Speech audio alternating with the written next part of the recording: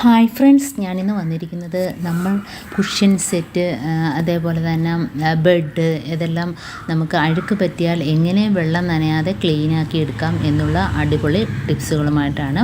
അപ്പോൾ video skip ചെയ്യാതെ കണ്ടാൽ മാത്രമേ മനസ്സിലാവുകയുള്ളൂ. അപ്പോൾ അതിനുള്ള സൊല്യൂഷൻ നമുക്ക് റെഡിയാക്കാം. അപ്പോൾ അതിനായിട്ട് ഞാനൊരു ചെറിയൊരു ബേസിൻ എടുത്തിട്ടുണ്ട്. നിങ്ങൾക്കൊരു വലിയ മഗ്ഗുണ്ടെങ്കിൽ അത് വേണേലും എടുത്താൽ മതി.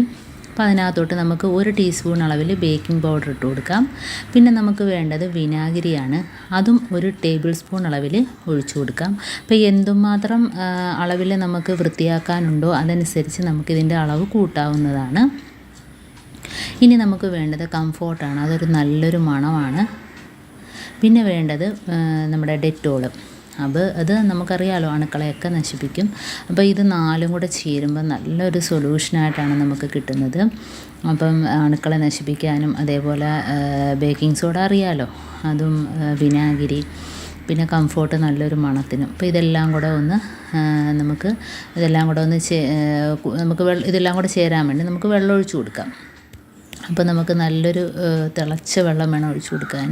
അപ്പോൾ ഞാൻ നല്ല തിളച്ച വെള്ളം ഒഴിച്ചു കൊടുത്തിട്ടൊന്ന് സ്പൂൺ വെച്ച് ഇതേപോലെ ഒന്ന് ആക്കി കൊടുക്കുന്നുണ്ട്. കാരണം ആ കംഫോർട്ടും ബേക്കിംഗ് പൗഡറും മുകളിൽ ഇങ്ങനെ കിടക്കുന്നില്ലേ, അത് കുഴപ്പമില്ല. നമ്മൾ തുണി നനയ്ക്കുമ്പോഴത്തേനും അത് ശരിയായി കിട്ടും. പിന്നെ അതേപോലെ തന്നെ നമുക്ക് കാസറോളിൻ്റെ അടപ്പാണ് വേണ്ടത്. അപ്പോൾ കാസറോളിൻ്റെ അടപ്പാണേലും അതേപോലെ ഫ്രൈ പാൻ്റെ അടപ്പാണേലും നമുക്ക് വളരെ ഈസി ആയിട്ട് അതിനെ തുടച്ചെടുക്കാൻ പറ്റും.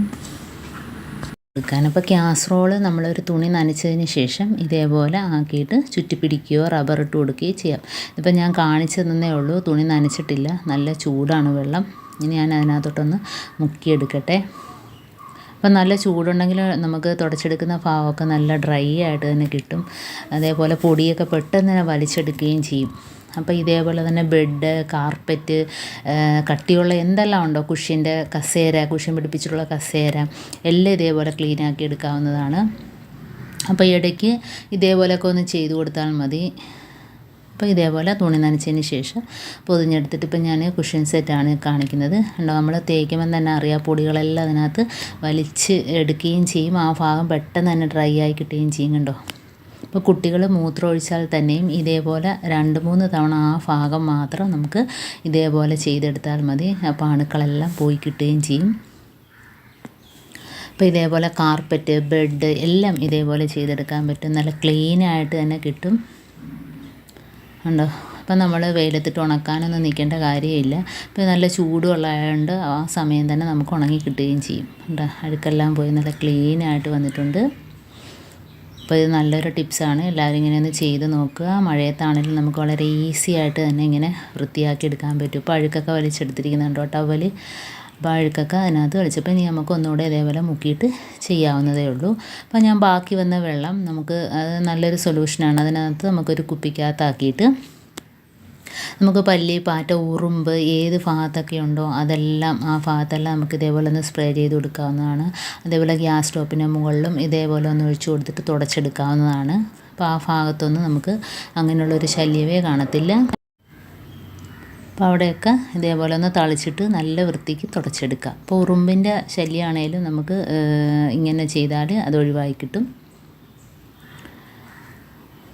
കണ്ടോ, നല്ല ക്ലീനായിട്ട് തന്നെ കിട്ടും. കണ്ടോ, അപ്പോൾ നമ്മൾ കട്ടിയുള്ള കാർപ്പറ്റാണേലും മാറ്റ് എല്ലാം ഈ വെള്ളം ഒഴിച്ച് തന്നെ ഇതേപോലെ ഞാനിപ്പം കാസറോളിൻ്റെ അടപ്പ് വെച്ച് ചെയ്ത കണക്ക് തന്നെ നമുക്ക് ചെയ്തെടുക്കാം. അത് ഫ്രൈ പാൻ്റെ അടപ്പാണേലും കുഴപ്പമില്ല. നമുക്ക് ഇതേപോലെ എളുപ്പത്തിൽ ചെയ്തെടുക്കാൻ പറ്റുന്ന അടപ്പ് വെച്ച് നമുക്ക് ഇതേപോലെ തുടച്ച് വൃത്തിയാക്കി എടുക്കാവുന്നതാണ്.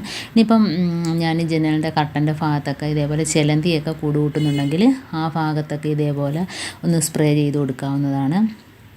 അതേപോലെ ഡൈനിങ് ടേബിൾ കണ്ടോ, നമ്മൾ ആഹാരത്തിന് ഒരു ചെറിയൊരു വേസ്റ്റ് എടുക്കുമ്പോൾ തന്നെ ഇതേപോലെ ഉറുമ്പൊക്കെ കൂടും. അപ്പോൾ അവിടെയും ഇതേപോലെ ഒന്ന് തളിച്ചിട്ട് നമുക്കൊന്ന് തുടച്ചു കൊടുത്താൽ ആ ഭാഗത്ത് പിന്നെ കുറേ ദിവസത്തേക്ക് ഉറുമ്പിൻ്റെ ശല്യമൊന്നും തന്നെ ഉണ്ടാകത്തില്ല.